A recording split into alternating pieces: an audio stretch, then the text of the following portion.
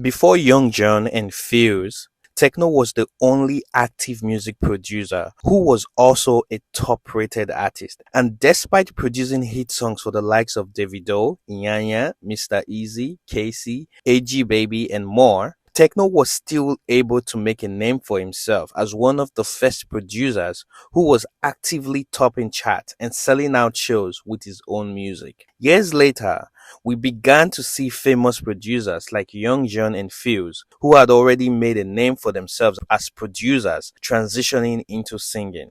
What might have changed? And why did they choose to abandon their first love, which is producing, for singing?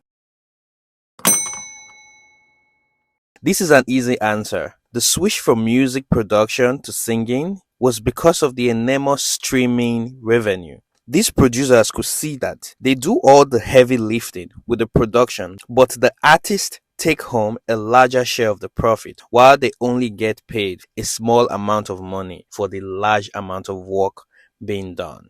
For the longest time, Techno was the only one cashing out big time from this system.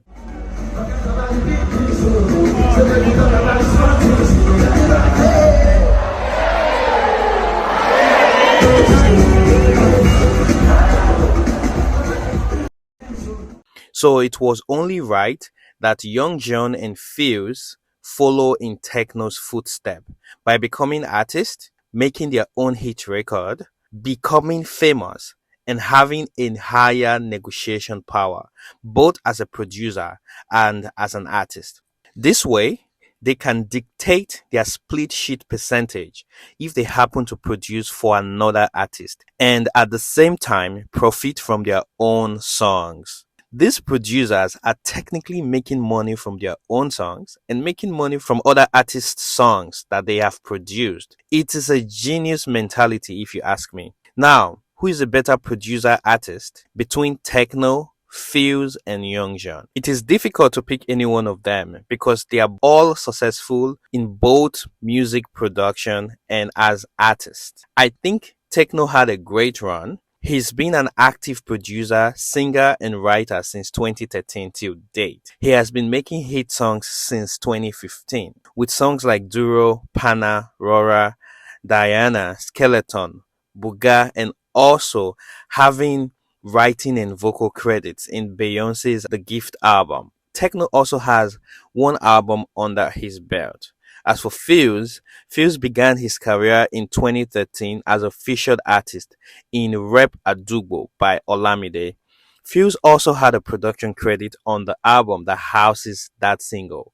In 2016, he dropped his first single, IJN. I guess that's short for In Jesus' Name, I guess. Although with two albums under his belt, his first global breakthrough as an artist was in 2022 when he released Finesse featuring Buju Benson and followed up with another hit single, Electricity featuring Davido. Young Jonn, on the other hand, started his music production journey in 2014 when he produced Olamide's hit song, Story for the Gods. Young Jonn has some exciting production credits under his belt as well. Songs like Lil Kesh, Gbese, Olamide's Confirm Ni, Bobo, and the Carpe Diem album. He also was credited for productions on Kiss Daniel's New Era album and hit song Mama. He also produced Sei's Vibe album, Vibes Till Thy Kingdom Come. Young Jonn's artist debut was in June 2019 on Hello Baby by Tiwa Savage, Kiss Daniel, and Young Jonn. And in September that same year,